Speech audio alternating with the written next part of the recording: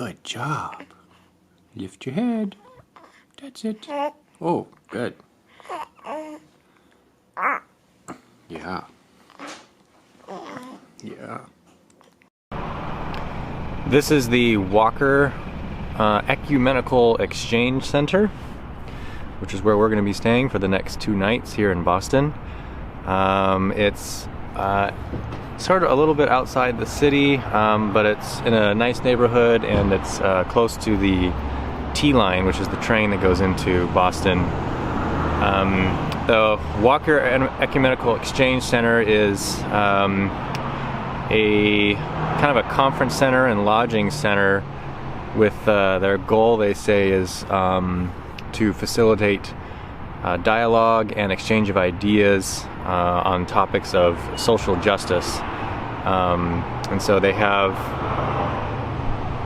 a bunch of bedrooms up here. I'm trying to figure out which way my arrow should go. There we go, up there.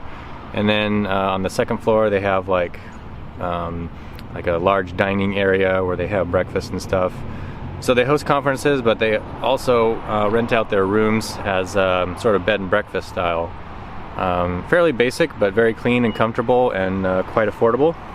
So yeah, it was Lacey found this actually by calling other places. It's kind of hard to find a bed and breakfast that allows infants because they can be a little disruptive, and so she heard about this one, so it was a good find.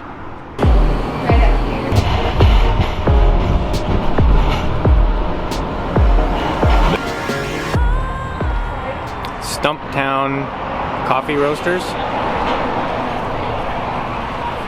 also called Thinking Cap. Pretty good coffee here in Boston, right next to 300 days of Boston Commons. Very pretty day. We're going to be doing the Freedom Trail today. Historic sites and whatever. I'm not used to so many people. Actually, there's not that many, but yeah, we met a friend here at this coffee shop, which they have very good lattes, by the way. Really good coffee.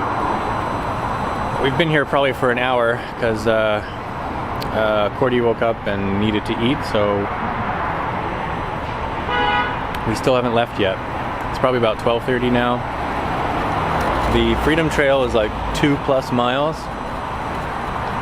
So, but that's pretty much all we have on the agenda today. What are you videotaping? You want to be on YouTube? For what? What? For what? I just vlog. Oh, do you? What's your name? Chris. This is Chris. Where you live? Quincy. Originally from Florida. Alright, cool. Where are you going? I don't know. I don't have no destination. I'm just Okay. wandering around the You're city. going that way though. Yeah, I don't know. I think I was going to hit Newberry Street and just go watch people. Alright, Chris is going to go watch people. People watching. So, alright, man. Have a nice day. Take care. You may have heard of the economic principle called the tragedy of the commons. Supposedly, that originated from the Boston Commons. The Boston Commons is a park in the middle of the city.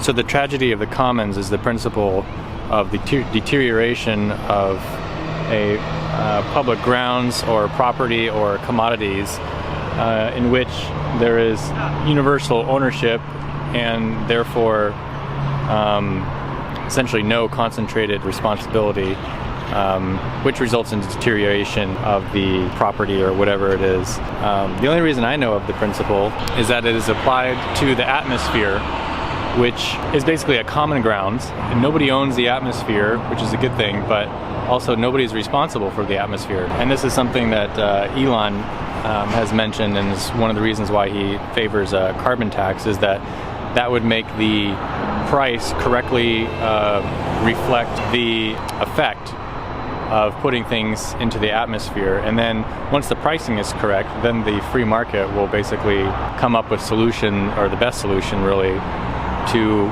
avoid doing that. But as long as it's not priced correctly, then companies, particularly in the energy sector, whether it's oil or coal or something, they're able to put compounds into the atmosphere and basically not pay for it, which he argues is a subsidy. So that's an interesting take on Tragedy of the Commons, which relates apparently to Boston Commons, which is where we are.